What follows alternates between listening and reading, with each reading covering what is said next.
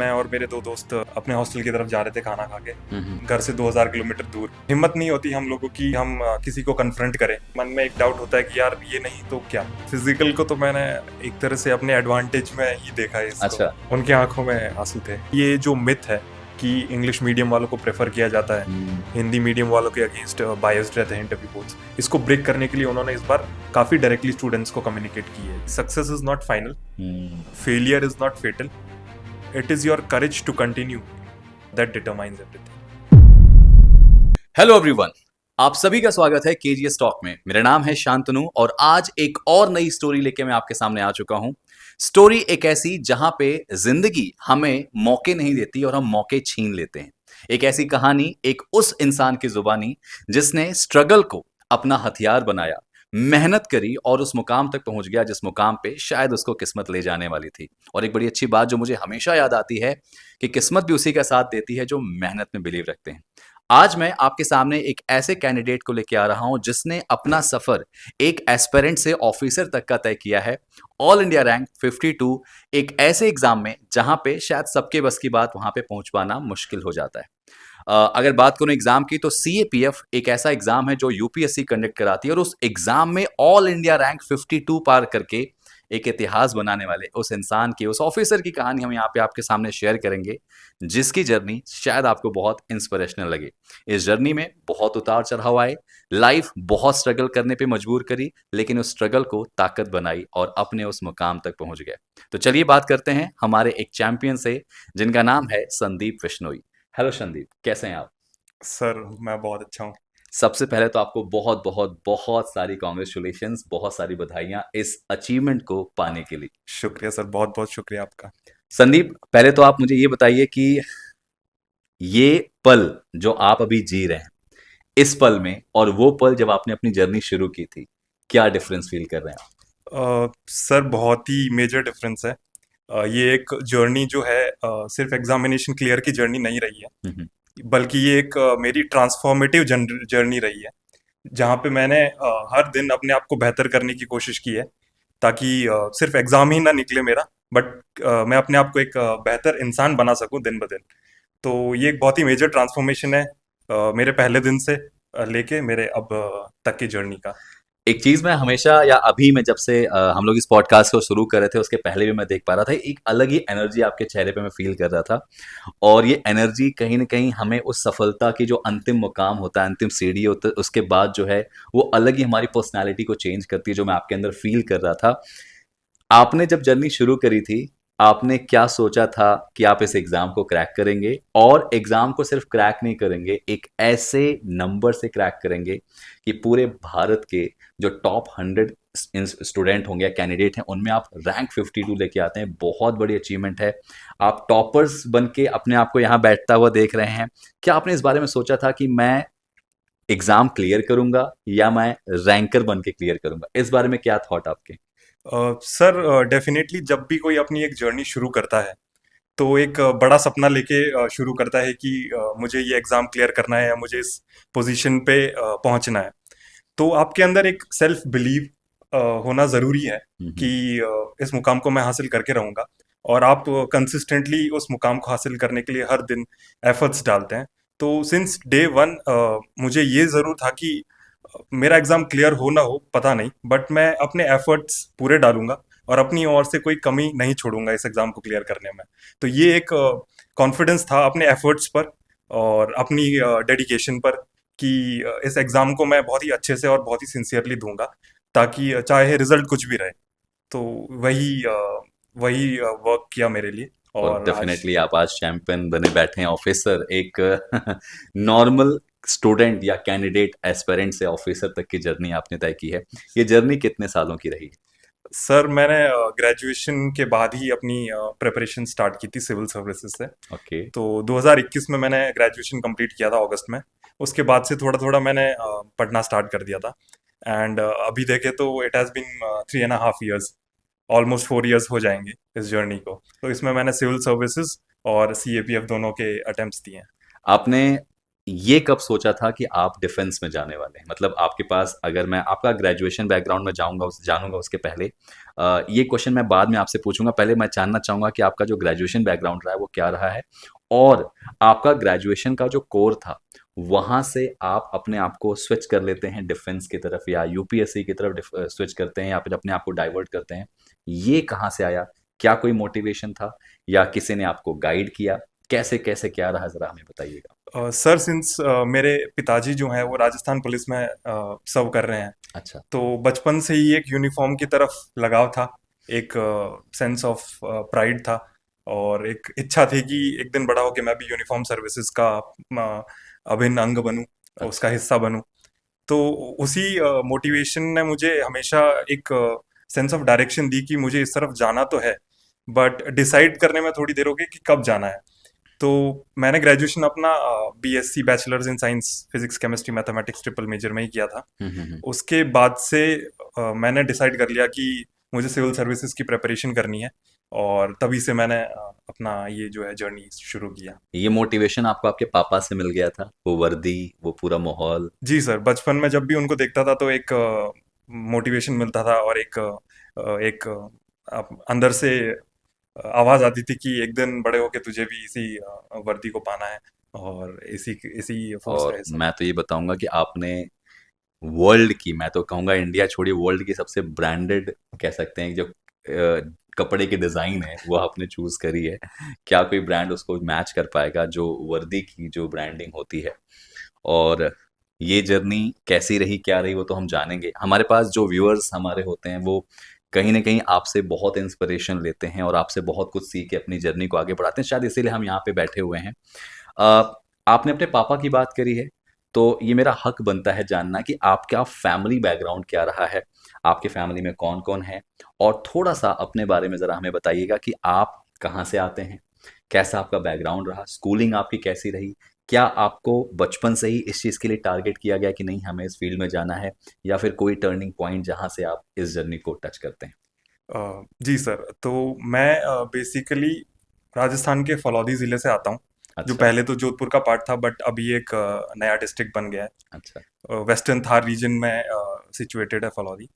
मेरे माता-पिता दोनों ही गवर्नमेंट सर्विसेज में हैं। मेरे पिताजी, जैसा मैंने कहा, कि राजस्थान पुलिस में हैं, और मेरी माताजी गवर्नमेंट टीचर हैं, गवर्नमेंट स्कूल में अच्छा। टीचर हैं। तो दोनों ही गवर्नमेंट सर्विस का पार्ट थे। और जब मैं 1.5 साल का था, तब से लेके जब तक मैंने अपनी 12वीं कंप्लीट की, तब उस दौरान मैं अपने नाना-नानी जी के साथ रहा था। अच्छा। सिंस मेरे दोनों पेरेंट्स वर्किंग थे, हुँ, हुँ, तो हुँ, उनके हुँ। लिए मुझे रेज़ करना थोड़ा मुश्किल हो रहा था, और जॉब के साथ थोड़ी डिफ़िकल्टी हो रही थी, तो मुझे मेरे नाना-नानी जी ने रेज़ अच्छा। किया था। नाना जी भी मेरे बीएसएनएल में सर्व कर रहे थे। ओके। तो मेरा फैमिली बैकग्राउंड जो है वो पूरा ही गवर्नमेंट जॉब्स का रहा है। वो एक अलग इंस्पिरेशन बन के आई। तो बचपन से ही यही दिमाग में था कि मुझे भी गवर्नमेंट जॉब में जाना है कहीं न कहीं। कोई ना कोई गवर्नमेंट जॉब में मुझे भी जो है उसका हिस्सा बनना है। तो इसीलिए तब से लेके अब तक वो ड्राइव हमेशा रही है कि गवर्नमेंट जॉब की तरफ जो झुकाव है वो हमेशा से रहा है। हुँ, हुँ, हुँ, हुँ। और जैसा कि आपने कहा कि कोई एक टर्निंग पॉइंट, तो जब मैं अपने कॉलेज में था, क्राइस्ट यूनिवर्सिटी बैंगलोर में, तो वहाँ पे मुझे अभी भी याद है, थर्ड ईयर के ड्यूरिंग एक ऐसा इंसिडेंट हुआ था अच्छा। जिसने मुझे बहुत ही ज़्यादा मोटिवेट कर दिया ओके। कि मैं सिविल सर्विसेज की तरफ अपना रास्ता चुनूं। मतलब आप जब ग्रेजुएशन में थे, उस दौरान की बात है ये? जी सर, पहले मेरा प्लान था कि मैं मास्टर्स करूंगा ओके। मैथमेटिक्स में, उसके ठीक है। बाद मैं किसी गवर्नमेंट जॉब का ट्राई करूंगा। हुँ, हुँ, बट हुँ। जब मेरे साथ ये इंसिडेंट हुआ, तो मैंने तुरंत डिसाइड किया कि नहीं, मुझे थर्ड ईयर के बाद ही जो है सिविल सर्विसेज की प्रिपरेशन करनी है, और यूपीएससी जो अपन कहते हैं कि one of the toughest exam, yes, yes, तो यस। वो क्रैक करना है, और एक पोजीशन ऑफ अथॉरिटी में आना है। मैं सीरियसली बताऊँ तो मुझे रहा नहीं जा रहा वो स्टोरी जानने की, कि भाई वो स्टोरी क्या थी जिसने आपको एकदम से स्विच ऑन कर दिया कि नहीं, मुझे यूपीएससी ही क्रैक करना है। प्लीज़, आप, मैं चाहूँगा हमारे दर्शकों को ये स्टोरी ज़रा शेयर करें, बताएँ क्या था वो जिसने आपको टर्न कर दिया इस तरफ?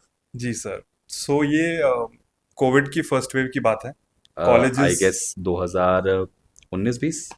हाँ, दिसंबर 2020।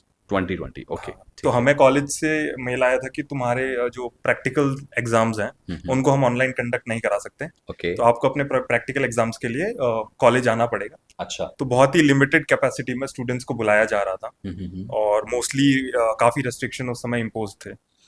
तो उस समय की बात है, मैं और मेरे दो दोस्त जो हैं, हम कहीं से खाना खा के वापस आ रहे थे। कब की बात है ये, मतलब सुबह, दोपहर, शाम, रात? रात के 9 साढ़े 9 बजे की बात है। अच्छा। और जो कर्फ्यू इम्पोज होते हैं वो 10 बजे के बाद से शायद तक कर्फ्यू हम्म। इम्पोज करके रखा था गवर्नमेंट ने कि दस अच्छा। बजे के बाद आप बाहर नहीं निकल सकते। तो 9 साढ़े 9 बजे की बात है, मैं और मेरे दो दोस्त अपने हॉस्टल की तरफ जा रहे थे खाना खा के। हम्म। घूम रहे थे थोड़ा, बेसिकली बाहर टहल रहे थे डिनर के बाद। तो तभी कुछ लोग हैं, someone in position of authority, okay. तो उन्होंने हमें रोका, हैरेस किया। अच्छा। और उन्होंने ये सब पैसे के लिए किया। तो okay. Being from north India, Rajasthan से होके घर से 2000 किलोमीटर दूर, हिम्मत नहीं होती हम लोगों की कि हम किसी को कन्फ्रंट करें, बिकॉज हम्म। एक डर रहता है, अननोन सेफ्टी का शहर है अगर वहां पे सेफ्टी तो। का डर रहता है। तो हमने उस समय गिव इन कर दिया। बट उस इंसिडेंट ने मुझे बहुत ज़्यादा मोटिवेट कर दिया अच्छा। कि मैं भी पोजीशन ऑफ अथॉरिटी अथॉरिटी में आऊँ, और ऐसे जो इंसिडेंट्स हो रहे हैं, हम्म। जो बेसिकली स्पेशली स्टूडेंट्स के साथ हो रहे हैं, बिकॉज आसान नहीं है 2000 किलोमीटर घर से दूर रहना और हम्म। हर दिन सरवाइव करना। उसके ऊपर जब आपके साथ ऐसे इंसिडेंट्स होते हैं तो आपको अंदर से झंझोर के रख देते हैं। तब से मैंने डिसाइड किया कि मैं अपने ग्रेजुएशन के बाद ही सिविल सर्विसेज की प्रेपरेशन करूंगा, अच्छा। और यही मेरा टर्निंग पॉइंट था। आपने शायद उसको बहुत दिल से लगाया, और चलिए कह सकते हैं किक जहाँ से मिलती है वहीं से लेते हैं। और वहाँ से आपकी जर्नी एकदम से घूम गई, मतलब आपको मास्टर्स में जाना था, वहाँ से आपने मास्टर्स को स्किप किया और प्लान किया कि हम सीधे यूपीएससी की तरफ अपने आप को स्विच कर लेते हैं। जी सर, मेरा इसके पीछे ये थिंकिंग था कि जितनी जल्दी मैं प्रिपरेशन करूंगा, हम्म। उतनी जल्दी मैं क्लियर करूंगा, और उतनी जल्दी शायद तक मैं ये बदलाव ला सकूं ग्राउंड लेवल पे। सही बात है, ये एक सच बात है कि अगर हम लाइफ में स्पेशली अगर घर से इतने दूर हैं, तो मेरे ख्याल से आप में से हर इंसान के साथ कभी न कभी कुछ न कुछ ऐसे इंसिडेंट्स होते ही हैं जो हमें अंदर से बहुत ज़्यादा झकझोर देते हैं। हम बहुत ज़्यादा अंदर से अपने आप में एक गिल्ट फील होता है कि यार ये व्हाई मी। और मेरे साथ भी ऐसी चीज़ें हुई हैं सर। ठीक है, it's a part of our life. तो सीएपीएफ ये एक ऐसा एग्ज़ाम है सर जिसमें आप यूपीएससी के थ्रू जाते हैं, और यहाँ से आप देश की सबसे रेप्यूटेड और सबसे कह सकते हैं कि डिसिप्लिन्ड एरिया में अपने आप को सर्व करते हैं। आप यूपीएससी सिविल सर्विसेज की तरफ ना जाके अपने आप को सीएपीएफ की तरफ स्विच करना, क्या कुछ प्लान था, या आपने यूपीएससी के ही थ्रू सोचा कि यूपीएससी हम दें, अगर यूपीएससी में अगर अनफॉर्चुनेटली होता या नहीं होता है तो फिर हम हमारे पास प्लान बी होते? क्या ये प्लान बी में था, या पहले से ही थॉट प्रोसेस था कि नहीं सीएपीएफ हमें वर्दी लेनी है? सर इनिशियली तो मुझे इस एग्ज़ाम के बारे में कोई आइडिया नहीं था अच्छा। जब मैंने अपनी प्रिपरेशन स्टार्ट की थी। ओके। बट 1 साल प्रिपेयर करने के बाद हर स्टूडेंट के मन में एक डाउट होता है कि यार ये नहीं तो क्या, अच्छा। सिविल सर्विसेज नहीं हुआ तो क्या, कुछ और भी तो होना हम्म। चाहिए जिसकी तरफ हम जा सकें।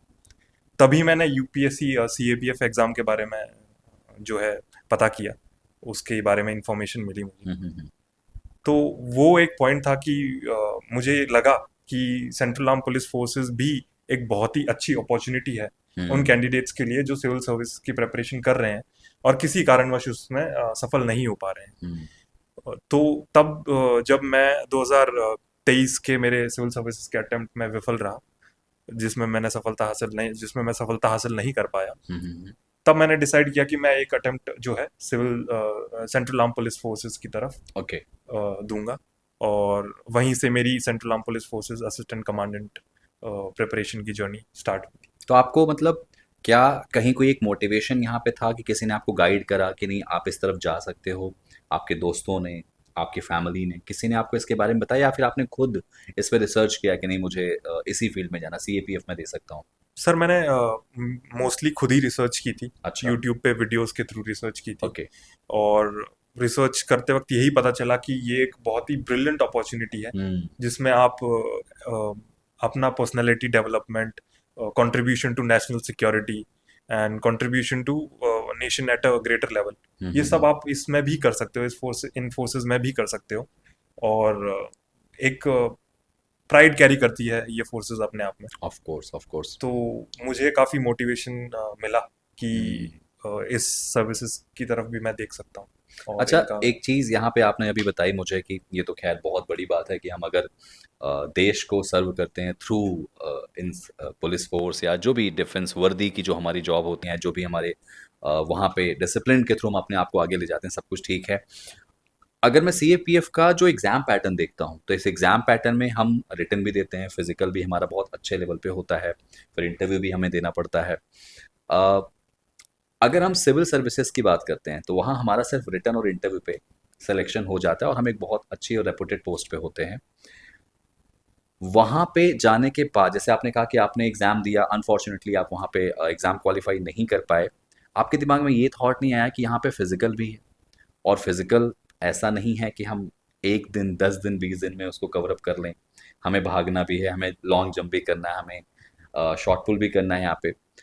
फिजिकल के लिए आपके दिमाग में क्लियरेंस था कि नहीं था, और अगर था तो फिर आपने उसकी प्रिपरेशन कैसे करी अगर आपने प्लान किया था यूपीएससी का तो?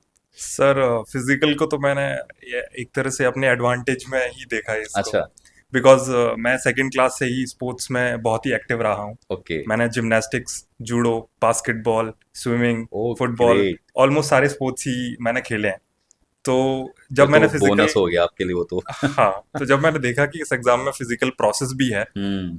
तो मैंने देखा कि ये मेरे लिए एक एडवांटेज है कि हो सकता है। और फैक्ट है कि बहुत से लोग जो है, जो बहुत ही अच्छा करते हैं रिटर्न में, वो हम्म। फिजिकल और मेडिकल में पास नहीं हो पाते नहीं हो किसी पाते। कारणवश। Yes yes yes yes. तो उसको मैंने अपनी एक एडवांटेज की तरफ ही देखा। मैंने यही सोचा कि एग्जाम में तो अच्छा करना ही है, बट हम्म। फिजिकल और मेडिकल भी मैं आराम से कर सकता हूँ। ये बहुत ही डुएबल चीज़ है मेरे लिए। ये बरसों की तपस्या थी जो आपने एज अ हॉबी चूज करी थी, जिसने आपको आपके सिलेक्शन तक पहुंचा दिया। बिल्कुल। अच्छा, खैर, आपका स्पोर्ट्स एक हॉबी रही है, काफ़ी सारे स्पोर्ट्स खेले हैं। कितना डिफरेंट होता है हमारी हॉबी को जब हम चैलेंज के रूप में लेते हैं, स्पेशली रनिंग है, स्पेशली उस रनिंग में जब हम नॉर्मल रनिंग करते हैं तो हम अपने एंजॉय के लिए करते हैं, अपने फिटनेस के लिए करते हैं।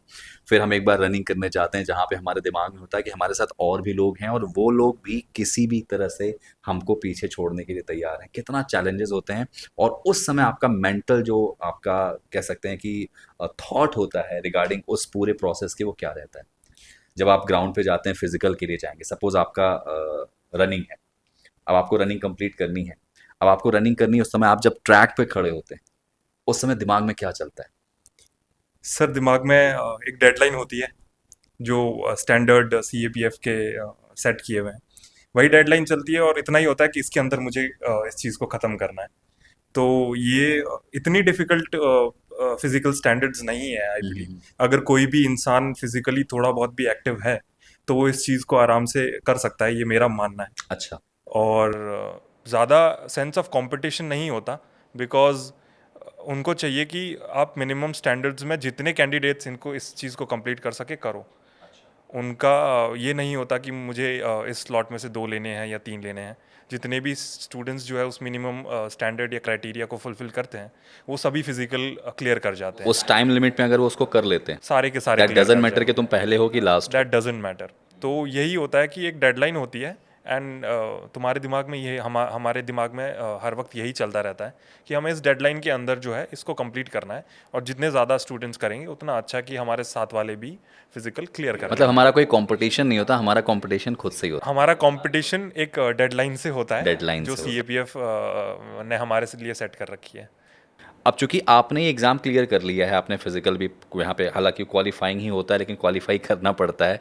आप मुझे बताइए कि रिटन के साथ साथ फिजिकल को आप, चलिए ब्लेस्ड थे कि आपने बचपन से ही स्पोर्ट्स को चुना। अगर कोई मान लीजिए हमारा व्यूअर है या कोई बच्चा है जो तैयारी करना चाह रहा है और वो स्पोर्ट्स में या उसका फिजिकली अगर बात करें तो बहुत ज़्यादा वीक है इन टर्म्स ऑफ जितने भी प्रोसेस होती हैं, पढ़ने में बहुत अच्छा है, उसके लिए कितना चैलेंजेस होगा कि आपको एग्ज़ाम में ये रिटन भी क्वालिफाई करना है, आपके दिमाग में रहता है हमें इंटरव्यू भी क्वालिफाई करना है, लेकिन ये भी हमें ध्यान रखना है कि भाई क्वालिफाइंग नेचर है लेकिन करना तो पड़ेगा। कितना चैलेंजेस होता है और उस चैलेंजेस को कैसे कोप अप कर सकता है, कैसे उसको ओवरकम कर सकता है?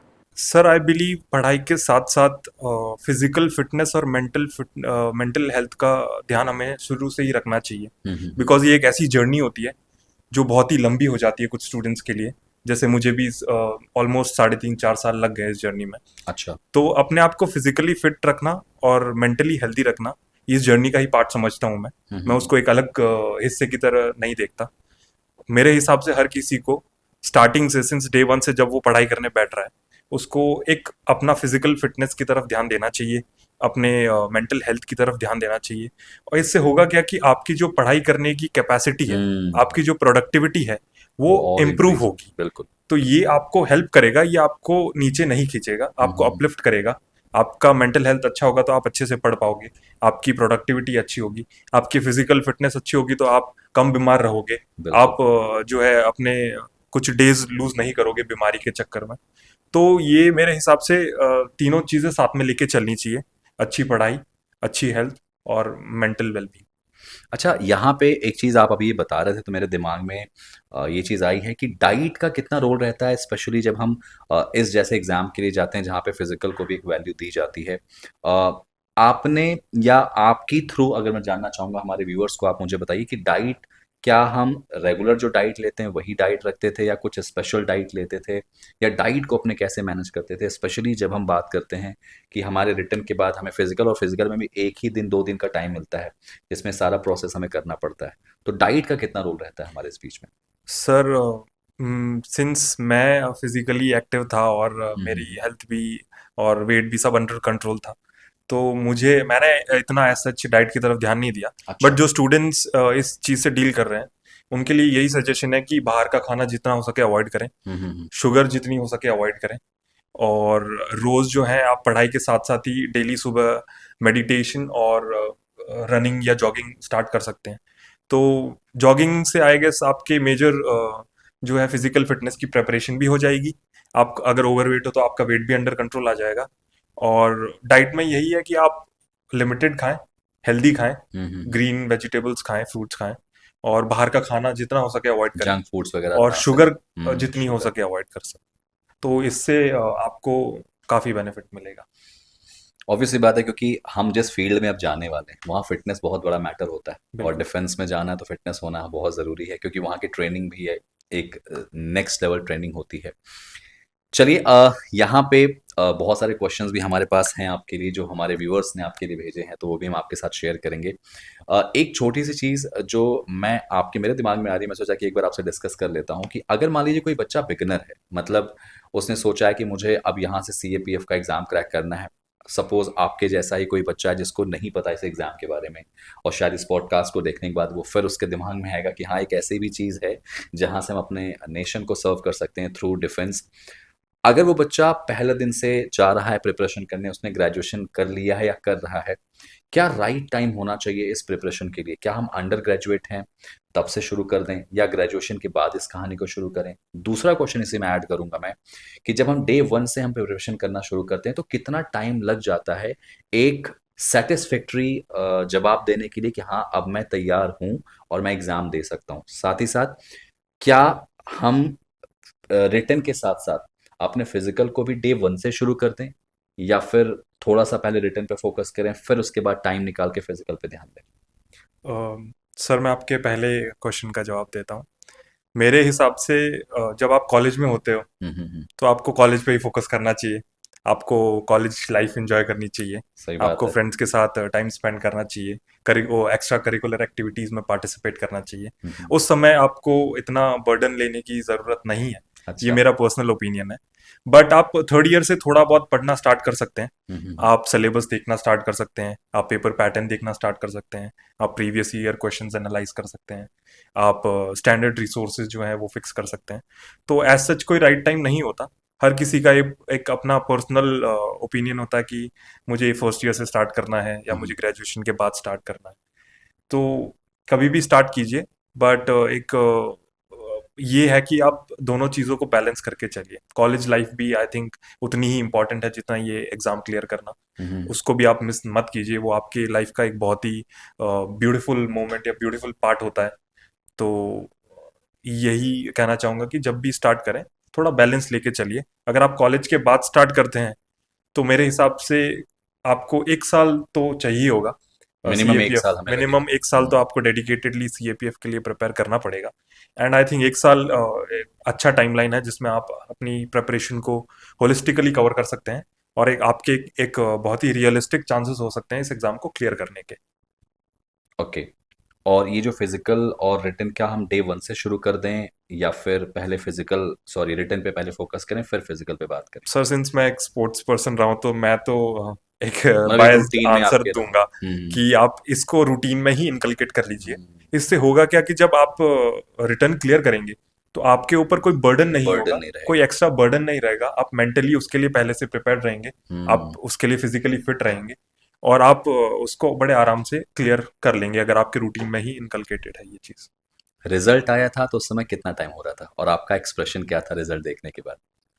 सर जब रिजल्ट आया था तो मैं अपने व्यूअर्स को बताना चाहूंगा कि मैं उस समय पढ़ ही रहा था। ओके। मुझे ये एक डाउट था कि हमारी ह्यूमन टेंडेंसी होती है कि हम हमेशा एक वर्स्ट केस सिनेरियो लेके चलते हैं। तो मेरा वर्स्ट केस सिनेरियो ये था कि मेरा अगर सीएपीएफ नहीं होता है ओके। तो मुझे फिर से 3 अगस्त को शायद तक इस बार एग्जाम है, तो फिर से 3 अगस्त को एग्जाम देना पड़ेगा, हम्म। जिसकी प्रिपरेशन मैं इंटरव्यू के साथ ही कर रहा था। ओके।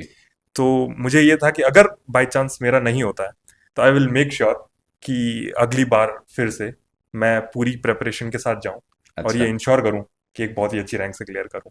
तो ठीक वर्स्ट है। के सिनेरियो लेके चल रहा था, मैं उस समय पढ़ाई कर रहा था, अपने टेरेस पे वॉक करते हुए पढ़ रहा था। मतलब टेरेस, मतलब आप राजस्थान में थे? राजस्थान, ओके। जोधपुर राजस्थान में था। जी जी मैं जी। अपने टेरेस पे वॉक करते करते ही पढ़ रहा था। तभी मैंने टेली उस समय यही बात चल रही थी कि आज रिजल्ट आने वाला है, ओके। 13 जून की बात है। हम्म। तो मैं हर आधे घंटे में टेलीग्राम खोल के देख रहा था। मुझे याद है मैंने 7:20 पे जब टेलीग्राम खोल के देखा हाँ हाँ। तो यूपीएससी सीएपीएफ फाइनल रिजल्ट करके पीडीएफ आ गई थी। अच्छा। पहला ही पेज खोलते हुए मुझे अपना नाम मिल गया। तो वो एक बहुत ही सरियल फीलिंग वहां थी। पे एक बार अपना नाम पढ़ने के बाद दिमाग में ऐसा तो नहीं आया कि मैं ही हूँ या कोई और है, एक बार फिर से देख लेता हूँ या रोल नंबर को फिर से रीचेक कर लेता हूँ, ऐसा कुछ थॉट आया क्या? जी सर, नाम पढ़ने के बाद मैंने अपना रोल नंबर चेक किया था। अच्छा। मुझे मेरा रोल नंबर याद था, ओके। तो नाम के साथ ही मैंने अपना रोल नंबर चेक किया और पाया कि मेरा ही रोल नंबर है। क्या रिएक्शन था उस समय, क्या दिमाग में चला, और क्या आप उस समय जो पहला एक्सप्रेशन आपका था वो क्या था? सर सबसे पहला रिएक्शन यही होता कि जो आपकी 3 साढ़े 3 साल की जर्नी है हम्म। वो 2 सेकंड में आंखों के एकदम सामने से सामने घूमने घूम लगती है। जाती है। Yes yes yes yes yes. तो वही पूरी जर्नी मेरे आंखों के सामने से निकल गई कि कैसे ये 3.5 साल मैंने इस जर्नी को दिए और इसका रिजल्ट फाइनली मुझे आज मिला। उसके बाद सबसे पहले मैंने अपनी माता जी को कॉल किया था। अच्छा, मम्मा थी नहीं क्या उस समय? मेरी मम्मा गवर्नमेंट टीचर है तो उनकी पोस्टिंग अलग जगह पे है, अच्छा। ओके। तो उनको कॉल किया मैंने। क्या और था मम्मी का रिएक्शन? उनकी आंखों में आंसू थे। ओह वाह। तो ये बहुत ही बताया कि नहीं कि मेरी रैंक 52 आई है? मैंने कॉल करते यही बताया कि मम्मी क्लियर हो गया, रैंक 52 आ गई है। हम्म। तो उनकी आंखें नम हो गई। ये बहुत ही मेरे लिए बहुत ही खुशी का पल था। तो आप अपनी मम्मी के सिंगल चाइल्ड हैं या फिर और भाई बहन आपके हैं? मेरी एक छोटी सिस्टर है जो अच्छा। मुझसे 2 साल छोटी है। तो उनको पता चला कि नहीं चला भैया का हमारे इतने बड़े एग्जाम में इस तरह से हो गया? मम्मी ने तुरंत फोन रखते ही उन्हीं को कॉल किया था, अच्छा। बहन को। मैंने दादा दादी और नाना नानी जी को भी कॉल किया। नाना नानी का तो अलग ही रिएक्शन होगा भाई। नाना नानी जी क्योंकि उन्हीं के साथ रहा हूँ, हाँ बिल्कुल। जो आज मैं जो भी हूँ उन्हीं की वजह से हूँ। हम्म। तो उनको मैंने मम्मी के बाद कॉल किया, तभी मम्मी ने मेरी बहन को कॉल करके बता दिया था कि भैया की रैंक आ गई है। Great great. पापा का रिएक्शन क्या था कि भाई एक और वर्दी वाला आ गया घर में? सर एक सेंस ऑफ प्राइड तो होता ही है सही बात है। पेरेंट्स में कि class group A gazetted officer बन गया बच्चा हमारा। हम्म। तो वो प्राउड मोमेंट था ज़रूर उनके लिए। पापा की खुशी एक ऐसी खुशी होती है ना जो शायद हो सकता है कि आपको उस समय ना दिखे, लेकिन जो पिता होता है वो शब्दों से अपने एक्सप्रेशंस ना दिखा पाए, लेकिन उसकी जो बॉडी लैंग्वेज होती है, जो उसका एटीट्यूड होता है, वो पूरी कहानी बयां कर देता है। मुझे याद आया, मुझे जब मैं स्कूल टाइम में था मैंने नेवी क्वालिफाई किया था और मैं गांव में था, तो मेरे पापा ने पूरे गांव को घूम घूम के बताया था and it was amazing moment for me as a son. और उस दिन लग गया था कि लाइफ में हम कुछ भी अचीव कर लें, दो इंसान ऐसे होते हैं जो शायद सबसे ज़्यादा हमारे इस जर्नी को देखते हैं। वही कहते हैं ना कि संघर्ष के दिनों की बातें कोई नहीं करता, सब लोग सफलता में शोर मचाने आ जाते हैं। लेकिन उस संघर्ष के दिनों में एक गुरु और एक मम्मी-पापा जो होते हैं, वो हमारे साथ होते हैं। तो ये मोमेंट मुझे तो अभी भी गूज़बम्प्स आना शुरू हो गए हैं। ये मोमेंट जो है, वो सच में बहुत, बहुत स्पेशल होता है और माँ-बाप शायद दुनिया में इकलौते ऐसे इंसान हैं जो अपने जो बच्चे होते हैं, उनके फेलियर में भी उनके साथ होते हैं और उनके सफलता में भी होते हैं। तो ये मोमेंट आपने उनको दिया तो सीरियसली ये तो बहुत ब्लेस्ड वाली मोमेंट है। एनीवेज़ मेरे पास क्वेश्चन बहुत हैं लेकिन मैं क्या बताऊँ टाइम थोड़ा लिमिटेड है और कह सकते हैं कि ऐसे मोमेंट्स ज़िंदगी में बार-बार आते नहीं हैं। जरूर। और आई एम ब्लेस्ड कि मैं आपके साथ बैठा हूँ और मैं चाहूँगा कि एक बार कभी अगर मौका मिले सारी चीज़ों से बिजी शेड्यूल से क्योंकि अब आपको जिम्मेदारियाँ और बढ़ेंगी तो वर्दी में मैं आपको अपने सामने देखना चाहूँगा और it's been amazing moment for me on that time कि आप मेरे सामने रहने वाले हो तो कभी अगर मौका मिलेगा तो मैं चाहूँगा कि आप ज़रूर आइए जरूर यहाँ सर। पे क्योंकि मैं आपको इमेजिन कर रहा हूँ वर्दी में वो लगा के पूरा जो फील होता है ना हमने मूवीज़ वगैरह में वो देखा है एटीट्यूड अटायर और रियल लाइफ हीरोज आप ही लोग यहाँ पे हैं सीरियसली बहुत बहुत अमेजिंग जर्नी होगी आने वाले टाइम पे और एडवेंचर आपको पसंद है जैसा कि आपने अपना जरूर स्पोर्ट्स सर। कोटा पूरा देखा गया आपका हिसाब किताब जो है यहाँ पे एक छोटा सा क्वेश्चन मैं आपसे पूछना चाहूंगा कि आपका जो स्कूलिंग रहा है या एजुकेशनल बैकग्राउंड रहा है वो हिंदी मीडियम था या इंग्लिश मीडियम था या आपका राजस्थान बोर्ड से ही रहा है पूरा सर मैं सेकंड क्लास से इंग्लिश मीडियम ही स्कूल में पढ़ा हूँ। तो अच्छा मेरा medium of schooling mostly English ही रहा है। तो इसका बेनिफिट आपको मिला एग्जाम में ज़रूर सर। सीएपीएफ में हमारा सेकंड पेपर होता है, हम्म हम्म हम्म वो इंग्लिश डोमिनेटेड रहता है। उसमें उसमें आपका ग्रामर डिस्क्रिप्टिव सेक्शन वगैरह होता है, प्रेसी होता है, रीडिंग कॉम्प्रिहेंशन होता है, जिसमें आप अगर इंग्लिश मीडियम से तो आपको बेनिफिट बेनिफिट मिलता है मिलता है ज़रूर, एक सर्टेन एज मिलता है। अब यहाँ पे मुझे एक क्वेश्चन और दिमाग में आ गया कि ये जो आपका पॉडकास्ट हमारा पॉडकास्ट है ये वो भी देख रहे होंगे जो हिंदी मीडियम वाले हैं ज़रूर सर। और हमारा नॉर्थ इंडिया सबसे ज़्यादा स्ट्रगल करता है इंग्लिश को लेकर आप उन बच्चों को क्या मैसेज देना चाहेंगे जो हिंदी मीडियम से हैं स्पेशली उनका भी सपना है कि मुझे अपने देश को सर्व करना है मुझे सीएपीएफ क्वालिफाई करना है कितना चैलेंजेस होगा हिंदी मीडियम वाले बच्चों के लिए और उन्हें क्या करना चाहिए जिससे वो जो पेपर 2 हमारा है इसमें अच्छा परफॉर्म कर पाए सर मेरा मानना है कि आपको एक इंग्लिश का एक्सपर्ट होना ज़रूरी नहीं है पेपर 2 क्लियर करने के लिए। एक ग्रामर होता है, रीडिंग कॉम्प्रिहेंशन होता है और प्रेसी होता है, जिसको आप और भी कुछ सेक्शंस होते हैं हम्म इंग्लिश में, जो आप बड़े आसानी से कर सकते हैं। इतना कोई आपको एक्सपर्टीज़ की ज़रूरत नहीं है।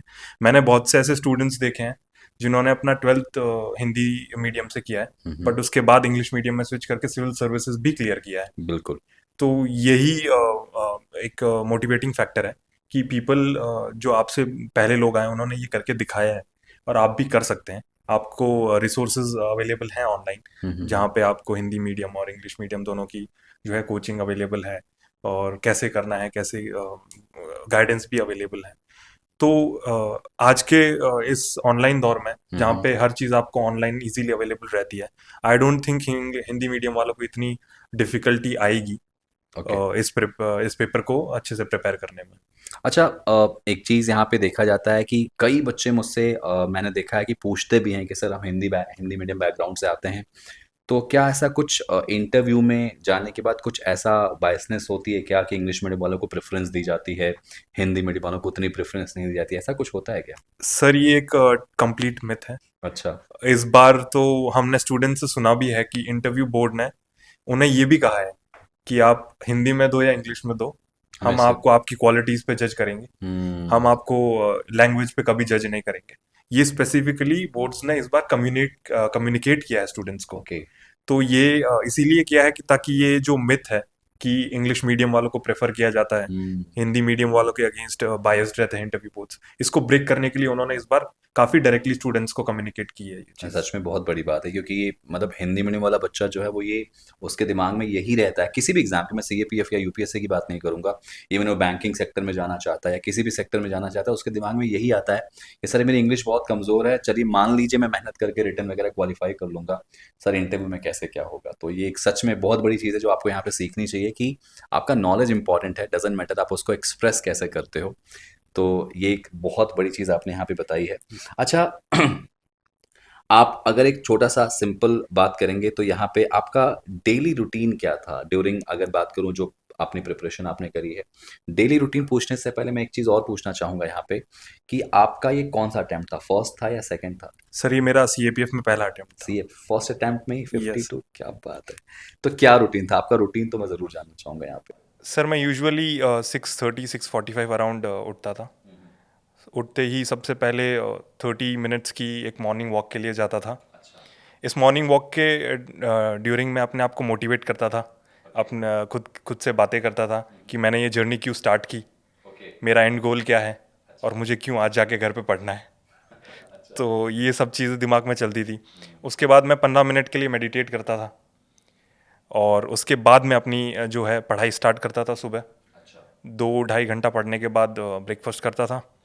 फिर वापस से 1 या 1.5 आवर का स्लॉट लगा के मैं लंच करता था और उसके बाद वापस आफ्टरनून में 3 या 4 आवर्स का स्लॉट रहता था और उसके बाद पोस्ट डिनर 1 घंटा न्यूज़पेपर रीडिंग मैं करता था। तो ऑन एन एवरेज 8 से 9 घंटे की पढ़ाई होती थी। और ये कंसिस्टेंट हमारी चली है पूरी। हाँ सर। ऑल्सो इसमें एक ये चीज़ है कि लोग एक्सपेक्ट करते हैं कि ये आप कंसिस्टेंटली 8 9 घंटे रोज़ पढ़ते रहेंगे, जबकि ऐसा नहीं है। महीने में 5 या 6 दिन आपके ऐसे ज़रूर आएंगे जिस दिन आपका पढ़ाई करने का मन नहीं करेगा, आपका कुछ और करने का मन करेगा। आपका मन करेगा कि मैं मूवी देखूं, आपका मन करेगा कि मैं दोस्तों से मिलाऊं, आपका मन करेगा कि मेरे कोई दोस्त जो दूर रहे हैं उनसे बातें करूं। तो उस समय आपको अपने आप को फोर्स नहीं करना है। अगर आप अपने आप को फोर्स करेंगे उस समय तो उसका इम्पैक्ट आपकी पढ़ाई की प्रोडक्टिविटी पे होगा। तो जिस दिन आपको ऐसा लगे कि आज मुझसे 8 9 घंटे पढ़ाई नहीं होगी, आज मैं या 2 या 3 ही घंटे पढ़ पाऊंगा, तो उस दिन आप अपने आप को ज़्यादा फोर्स ना करें, 2 3 घंटे पढ़ाई करें और बाकी के टाइम आपको अपने आप को रिलैक्सेशन के लिए दीजिए। तो ये जो मिथ है कि 30 के 30 दिन या पूरे साल रोज़ 8 9 घंटे पढ़ना है, ये ट्रू नहीं है। जितने भी मैंने सेलेक्टेड कैंडिडेट से भी इंटरेक्ट किया है, हर किसी की जर्नी में महीने में 3 या 4 दिन ऐसे आते हैं जिस दिन उनसे पढ़ाई नहीं होती। तो उस दिनों में आपको अपने आप को फोर्स नहीं करना है। संदीप, कुछ क्विक क्वेश्चंस मैं आपसे यहाँ करना चाहूंगा और मैं जल्दी से चाहूंगा कि आप इनके आंसर्स दें क्योंकि ये बड़े सारे क्वेश्चंस हमारे व्यूअर्स के हैं। इसमें पहला क्वेश्चन आपका यहाँ पे है कि आपका मोस्ट इफेक्टिव स्टडी टूल क्या था जब आप प्रिपरेशन कर रहे थे? सर आई गेस मेरा मोस्ट इफेक्टिव स्टडी टूल मेरा डेली टाइम टेबल ही था। अच्छा। मैं रात को सोने से पहले हम्म। अगले दिन का शेड्यूल तैयार कर लेता था कि मुझे किस वक्त क्या करना है। इससे ये होता है कि आपका टाइम वेस्ट नहीं होता दूसरी चीज़ों की तरफ, और आपको एक अगले दिन का पूरा टारगेट मिल जाता है, हम्म। जिससे आपकी एफिशिएंसी बहुत ही ज़्यादा इंप्रूव हो जाती है। और आप उस टाइम टेबल को प्रॉपर फॉलो भी करते थे आई गेस तभी। हाँ, मतलब बहुत हद तक उस टाइम टेबल पे स्टिक करने की कोशिश करता था। बट यूजुअली होता है कभी कभी कि आप जो है उसका 70 80% कंप्लीट कर पाते हो। तो हम्म। आपको ये सोचना है कि दिस इज नॉर्मल, ये हर किसी के साथ होता है, I am not the only one. हाँ, ऑब्वियसली बात, हम इंसान ही तो हैं। ग्रेट। अच्छा, अगर मैं आपसे पूछूं कि आपका इंटरव्यू एक्सपीरियंस रहा है तो मैं इस पूरे इंटरव्यू जर्नी के जो आपने इंटरव्यू दिया है वहाँ पे इंटरव्यू में कुछ एक क्वेश्चंस अगर आप शेयर करना चाहें हमारे व्यूअर से ताकि उनको एक पता चले कि भाई इंटरव्यू में होता क्या है, कुछ एक क्वेश्चंस अगर आप शेयर करना चाहें तो। सर मेरा जो इंटरव्यू है वो हम्म। मोस्टली मेरे डिटेल्ड एप्लीकेशन फॉर्म और अच्छा। करंट अफेयर्स पे बेस्ड था। ठीक है। मैंने अपने हॉबी में ट्रैवलिंग मेंशन किया था कि अच्छा। मुझे घूमना बहुत पसंद है। हम्म। तो जाते ही चेयरमैन सर ने अच्छा, चेयरमैन सर पाँच नहीं। से छः क्वेश्चन मुझसे ट्रैवलिंग पे ही पूछे। ओके। तो हॉबी, आपका जो हॉबी और इंटरेस्ट का सेक्शन है हम्म। और जो करंट अफेयर्स है वो काफ़ी हद तक जो है इंटरव्यू में पूछे जाने के चांसेस रहते हैं उसके। तो ओवरऑल एक्सपीरियंस बहुत ही अच्छा था। बोर्ड जो है इंटरव्यू का बहुत ही कॉर्डियल होता है। अच्छा। वो चाहता है कि आप आंसर करें, वो ये नहीं अच्छा। चाहता कि आपको प्रेशराइज करे या आपको डिमोटिवेट करे। They want you to give answer, hmm. और वो आपको हिंट्स भी देते हैं, आपको बहुत हेल्प भी करते हैं। अच्छा। Yes. ओके।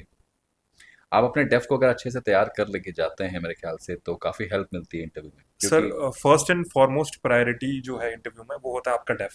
हम्म। आप अपने डेफ के हर कीवर्ड्स को अंडरलाइन कीजिए और उसको बहुत ही अच्छे से प्रिपेयर कीजिए। फॉर एग्जांपल मैंने अपनी हॉबीज़ को बहुत अच्छे से प्रिपेयर किया। मेरे पापा पुलिस में है तो मैंने पुलिस रिफॉर्म्स, पुलिस से जितने भी रिलेटेड प्रॉब्लम्स हैं उनके क्या सोल्यूशंस हैं, हम्म। उनको बहुत अच्छे से प्रिपेयर किया। मम्मी टीचर है तो मैंने एजुकेशन, जो ओवरऑल इंडिया का एजुकेशन है, उसको बहुत ही अच्छे से प्रिपेयर किया। तो ये सारे कीवर्ड्स होते हैं आपके डेफ में, वहीं हम्म। से मोस्टली क्वेश्चन बनने के चांसेस रहते हैं, तो आपको इनको अच्छे से प्रिपेयर तो करना आपने चाहिए। बताया कि आपकी हॉबी से ही, हॉबी का बड़ा रोल रहता है मेरे ख्याल से। आप जो भी हॉबी वहाँ फिल करते हैं सोच समझ के, मतलब एम ही नहीं करना चाहिए मेरे ख्याल से ना। सर आपकी हॉबी जो है आपकी पर्सनालिटी को डिपिक्ट करती है हम्म। और दिखाती है कि आप किस तरह के इंसान हैं और आप क्या बनना चाहते हैं। तो इसीलिए मेरे हिसाब से इंटरव्यू में हॉबी से काफ़ी क्वेश्चंस रहते हैं। और मुझे ऐसा लगता है कि हॉबी वगैरह जो है वो आप जो एक्चुअलिटी है वही वहाँ पे फिल करें तो ज़्यादा सही है। ज़रूर सर, आपको आप जो करते आ रहे हो, जो आपकी हम्म। हॉबी रही है, उसी को फिल करना चाहिए। अगर आप कुछ नहीं कर रहे हो और आप इंटरव्यू डेफ में फिल कर देते हो, तो उनको पता चल जाता है कहीं ना कहीं क्योंकि कि मैंने देखा स्टूडेंट है ने एक फेक चीज़, किया है। हाँ, कि मान लीजिए किसी को डांसिंग बहुत पसंद नहीं भी रही है, अब उसने कहा कि मेरे पास ऑप्शन ज़्यादा है नहीं तो मैं डांस कर लेता हूँ, उसके बारे में प्रिपेयर कर लेता हूँ। तो ये मेरे ख्याल से चीज़ें जस्टिफाई नहीं करती हैं वहाँ पे चीज़ें। हाँ सर, अगर आपसे डांसिंग पे क्वेश्चन नहीं पूछे जाते हैं तो ठीक है, बट सपोज कीजिए कि आपके इंटरव्यू बोर्ड में कोई उस फील्ड, वैसा हाँ। मेंबर है जो उसी फील्ड का है, तो वो हम्म। आपसे ऐसे क्वेश्चन पूछेगा कि वो जो दो आपको सेकंड में पकड़ लेगा कि पकड़ आपने लेंगे। झूठ बोला। सही बात है। तो बी जेन्युइन एक्चुअली जो बी है वो जेन्युइन है। Sir, hmm. To an extent you have to be genuine. कोई मोटिवेशनल कोट आपके दिमाग में? सर एक विंस्टन चर्चिल का बहुत ही फेमस कोट है कि success is not final, hmm. Failure is not fatal, it is your courage to continue that determines everything. क्या बात है! बहुत बड़ी बात सर ने यहाँ पे कही है, और ये बात आप लोग ध्यान से सुनिएगा। और ये यही है जर्नी जो एक स्टूडेंट से ऑफिसर तक आपको लेके जाती है। कुछ चीज़ें ऐसी होती हैं लाइफ में जो हमें मोटिवेट करती हैं। संदीप से भी मैं बात कर रहा था तो मुझे संदीप, वो नाना जी की स्टोरी मैंने आपसे भी पॉडकास्ट शुरू करने से पहले इनसे डिस्कस करी थी। मैं चाहूँगा कि आप मेरे व्यूवर्स को भी वो जर्नी थोड़ा सा ब्रीफ में बता दें कि उस जर्नी ने आपको कितना इंस्पायर किया, और उस जर्नी का जो सीधा इम्पैक्ट आज आप यहाँ पे बैठे हैं एज एन ऑफिसर यहाँ पे, मुझे क्या थी वो जर्नी, क्या वो स्टोरी थी छोटी सी, ज़रा मुझे प्लीज़ हमारे दर्शकों को बताएं। सर जैसा मैंने बताया, मेरे नाना जी बीएसएनएल में सर्व कर रहे थे, तो उन्हीं को देख के मैं बड़ा हुआ था, उन्हीं के हम्म। साथ रह रहा था। He was a man of principles. उनकी ऑनेस्टी, उनकी डेडिकेशन वॉज अनमैचेबल। वो अपने रिटायरमेंट के लास्ट दिन तक जो है ऑफिस अपनी साइकिल पे जाते थे। और मैं कभी कभी उनसे पूछ लेता था कि नाना जी आपकी इतनी अच्छी सैलरी है, आप सेक्शनल ऑफिसर हैं, फिर भी आप साइकिल पे जा रहे हैं। और उनकी रिटायरमेंट कब हुई थी, कुछ ईयर वगैरह याद है आपको? सर एग्जैक्ट ईयर नहीं याद है, हम्म। बट 6 या 7 ईयर्स आज से। हाँ, 2018 आई गेस, तो मतलब 2018 काफी 19। अभी की बात है ये। बहुत ही रिसेंट की बात है सर। तो अगर वो साइकिल से जा रहे हैं मतलब सच में उनके प्रिंसिपल कुछ अलग ही लेवल पे थे। सर मैं खुद शौक रहता था, बिकॉज मुझे उनकी सैलरी का एक्चुअल फिगर पता था। अच्छा। मेरे पास उनके एटीएम कार्ड का एक्सेस था। ओके। और मैं ये सोचता था कि इतनी सैलरी आने के बाद भी नाना जी साइकिल पे क्यों जा रहे हैं। तो मैं उनसे पूछता था, तो वो यही बोलते थे कि एक तो इससे उनकी फिजिकल फिटनेस बनी रहती है, अच्छा। दूसरा कोई एडिशनल एक्सपेंसेस नहीं होते, हम्म। तीसरा वो इन्वायरमेंट की तरफ कंट्रीब्यूट कर रहे हैं, पॉल्यूशन नहीं कर रहे हैं, और यही कि इनन्यूमरेबल बेनिफिट्स हैं। तो वो हमेशा कॉस्ट बेनिफिट रेशियो लेके चलते थे जिंदगी में, और उनको अगर साइकिल में बेनिफिट दिखते थे तो वो साइकिल प्रेफर करते थे। अच्छा, आज की जनरेशन को ये चीज़ ज़रूर सुननी चाहिए। आज हम दिखावटीपन में बहुत ज़्यादा करते हैं, और मैंने देखा है कि आजकल की सर जो नई पीढ़ी है, जो अभी आगे हमारी जेनजी जिनको हम कहते हैं आगे जा रहे हैं, शो ऑफ में इतना ज़्यादा वेस्ट करते हैं अपने आप को इन टर्म्स ऑफ अपना जो फिजिकल अपीयरेंस है, दिखावे के चक्कर में। अब आप सोचिए कि आपके नाना जी इतने बड़े लेवल पे हैं और अभी भी साइकिल से जा रहे हैं।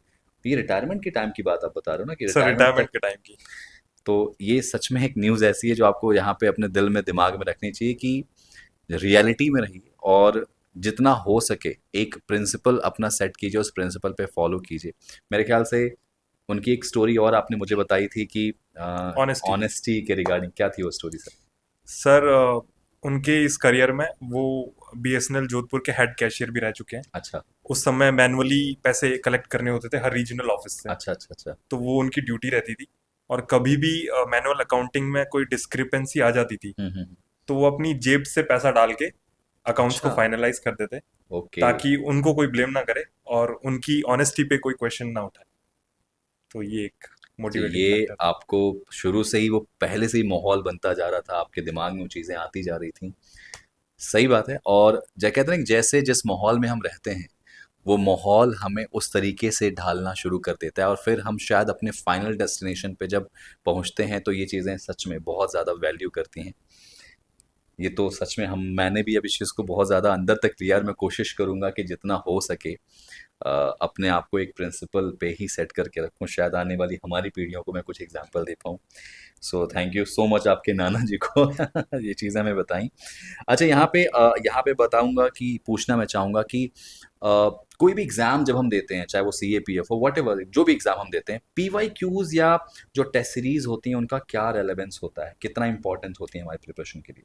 सर आई गेस पीवाईक्यूज जो है किसी भी एग्जाम के लिए गाइडिंग पाथ प्रोवाइड करते हैं आपको। अच्छा। आपको बताते हैं कि कौन से सब्जेक्ट का वेटेज कितना है, हुँ, कौन से एरिया से क्वेश्चन पूछे जा रहे हैं, किस सब्जेक्ट को कितना टाइम देना है आपको। हुँ, तो आपके प्रिपरेशन का सबसे इम्पॉर्टेंट पार्ट होता है पीवाईक्यूज को एनालाइज करना और उनको अच्छे से प्रिपेयर करना। तो मैंने अपनी इस जर्नी में पिछले सीएपीएफ के 15 या 16 साल के पीवाईक्यूज सॉल्व किए थे, अच्छा। पेपर 1 के भी, और पेपर 2 में ग्रामर और प्रेसी रीडिंग कॉम्प्रिहेंशन, इनके भी मैंने पीवाईक्यूज सॉल्व किए थे। हुँ, हुँ, हुँ। तो आप देख ही सकते हैं उसका बेनिफिट मिला है मुझे, जिसकी वजह से मेरे रिटर्न में काफ़ी अच्छे मार्क्स रहे। अच्छा, जब आप एग्ज़ाम देने जा रहे होगे मतलब ऑब्वियस सी बात है, सबसे पैनिक मोमेंट होता है जब हम लास्ट वीक में होते हैं एग्ज़ाम के। ज़रूर सर। उस लास्ट वीक को आपने कैसे हैंडल किया था? सर लास्ट वीक में हमेशा फोकस आपका रिवीजन पे रहना चाहिए। अच्छा। आपको कोई भी न्यू मटेरियल नहीं उठाना है। आपको जितना हो सके उन्हीं चीज़ों को रिवाइज करना है जो आप पहले से कर चुके हैं, और यही फोकस रहना चाहिए कि आपको पेपर अच्छा करना है, आपको डरना नहीं है। आपको अपनी प्रिपरेशन पे कॉन्फिडेंस दिखाना है, आपको खुद पे कॉन्फिडेंस दिखाना है कि आपने जो इस पीछे के टेन्योर में जितना भी डेडिकेशन से पढ़ाई की है, हुँ, हुँ। आपको उस पे फुल फेथ होना चाहिए और आपको बस उसको एग्जीक्यूट करना है अच्छे से एग्जाम के दिन। तो आपने सुना होगा यहाँ पे अभी संदीप ने अपनी पूरी जर्नी को आपके साथ कितना बहुत ही कॉन्फिडेंस और ब्यूटीफुल तरीके से शेयर किया हमारे साथ। Sandeep, thank you so much once again for coming here and thank you so much कि आप इतना बोल्ड वे में इस चीज़ों को सबको अपना एक्सपीरियंस शेयर किए हैं और मुझे भी बहुत कुछ आपसे सीखने को मिला। आई विश हमारी पूरी टीम की तरफ से आप जीवन में बहुत आगे जाएं। Wish you all the best और कोशिश करेंगे कि आपको एक बार ज़रूर वर्दी में देखें हम यहाँ पे सामने आप हमारे साथ ज़रूर आएं। ज़रूर। Again thank you so much for coming here. Thank you so much for providing me this platform sir, जिसके थ्रू मैं अपनी जर्नी जो है एस्पिरेंट्स के साथ शेयर कर पाया हूँ। Thank you. तो ये तो थे हमारे साथ संदीप, जिन्होंने ऑल इंडिया रैंक 52 सिक्योर किया है सीएपीएफ जैसे बड़े एग्जाम में। जर्नी अभी बहुत है, कहानियां बहुत कुछ हैं, मिल के सुनेंगे, मिल के सुनाएंगे। इस प्लेटफॉर्म पे केजीएस टॉक के हम आपको और भी इंस्पिरेशनल स्टोरीज लेके आएंगे, तो हमारे साथ जुड़े रहिए क्योंकि अभी यहाँ अंत नहीं है। अंत तो आपको वहां मिलेगा जिस दिन आप अपनी सफलता को हमारे साथ शेयर करेंगे। तो आई विश अगला नंबर आपका हो, आइए और अपनी सक्सेस स्टोरी हमारे साथ शेयर कीजिए। Thank you so much, take care and God bless you.